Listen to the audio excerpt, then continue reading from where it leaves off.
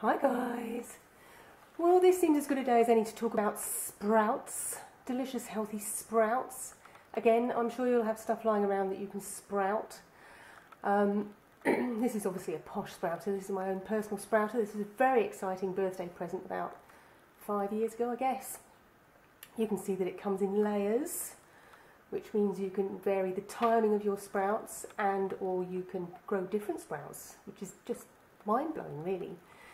So it features a reservoir at the bottom which catches the water and 3 layers which you can have different things in. You put the water on the top, it dribbles down, it catches in the bottom. Very simple. So you'll be looking at that mad grassy stuff at the top and thinking, what? That is actually barley sprouts which are just about ready. I'm not going to eat them, I'm going to give them to my chickens because they love a bit of grass. But the one underneath is for me. If I take the grassy stuff off, barley remember, you can see that we've actually got some sprouts that are pretty much ready to eat. Nice and fresh and plump and incredibly nourishing. This is alfalfa, which I know you're unlikely to have lying around, but you can order the seed online, get it delivered. So you could actually order yourself a selection of sproutables. Mustard and cress are obviously the classics, but alfalfa doesn't really taste so much, but it's really nice and fresh. So there's a spare layer underneath that's got nothing in it, and what I'm going to do, remember those ancient haricot beans that I was soaking? I'm just going to, they've been soaking for a while, and just to remind you, they were dated 9 years ago. So we'll see. I mean, you can see obviously the half ones are not going to germinate. That one's busted. But we'll see out of these how many actually are still viable, which means able to grow. And yeah, keeping them in there should keep them nice and moist and happy. I'm going to eat those later on, but I'll need to put them on there for now just to keep everything so that lid should fit snugly. Obviously the grass was pushing it off. So yeah, that's my beautiful sprouter, but you don't need one of these. I'm going to show you later how to do the sprouting thing just with a jam jar. So again, just using stuff that's in your house, you too can make beautiful fresh sprouts. See you later. Okay, here are those barley sprouts again, and I'm just about to throw them to the chickens. I thought you might like to see that. So just take the whole entire mat of sprouts out of the container and chuck them to the chickens. The brown one's a bit hesitant because she gets pecked a lot. She'll get in there.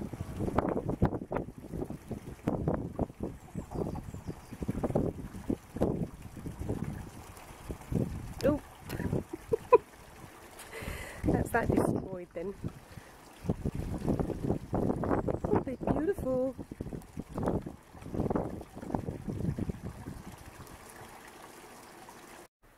Again, just wanted to do a really quick one about sprouting seeds.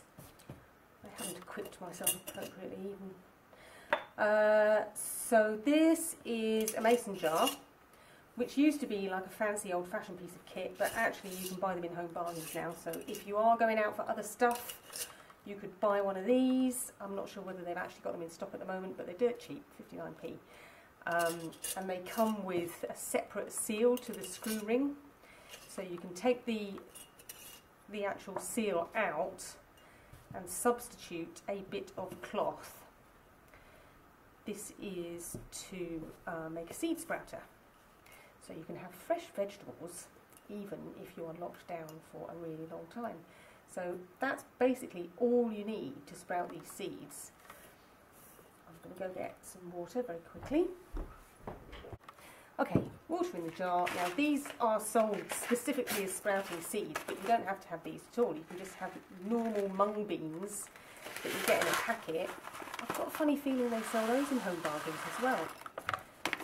Put them in the water, leave them in there to soak. So once they're swollen up, probably, I don't know, just leave them overnight. Then once they've swollen up,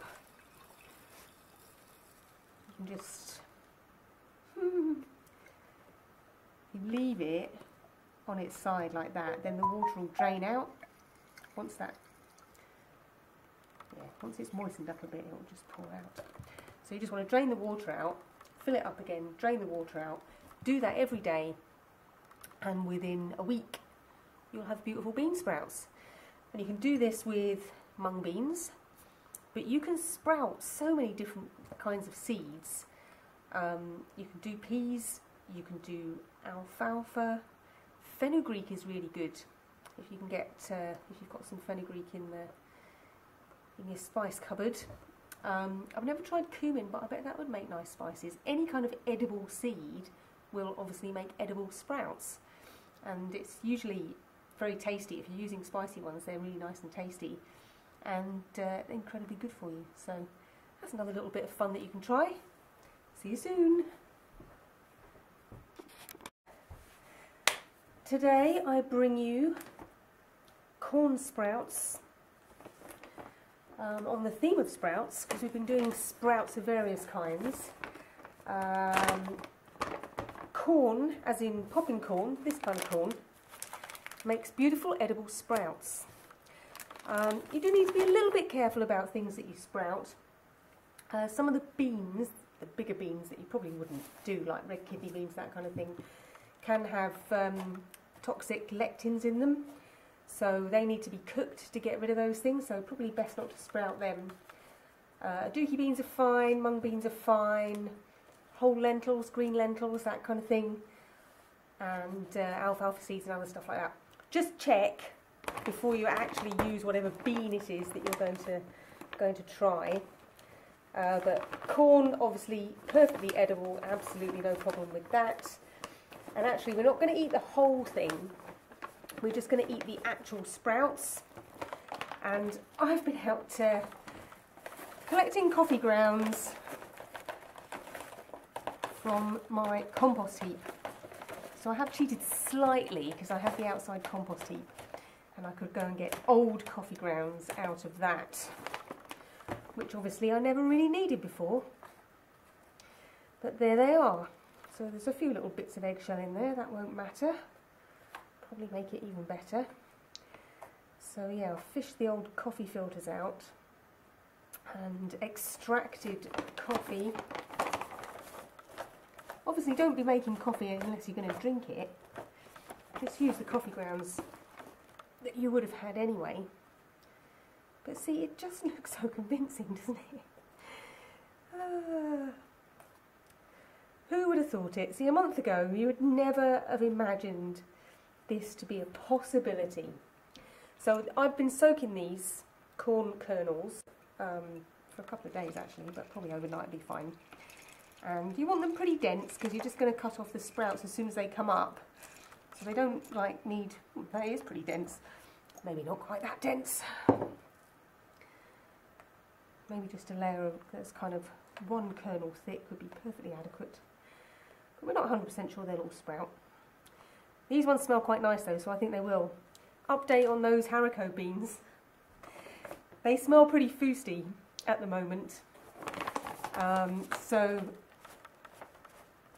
probably quite a lot of them are not viable, but I'm still hoping that there'll be one feisty bean amongst the foosty beans, and we might still get one or two. That was only a few days ago. They've still got time to come through and germinate. But yeah, I've been keeping an eye on them, and I'm also keeping an eye on the peas. They have not yet come up, but the lockdown compost is looking good. And this, for the sweet corn sprouts, is looking amazing. So I've done this in just a mushroom container, old mushroom container there. which is watertight, so you have to watch when you're watering. Just don't completely drench it. Make sure it just stays a little bit moist. These are moist anyway because they've just come out of the compost heap. Yeah, just don't put too much water in.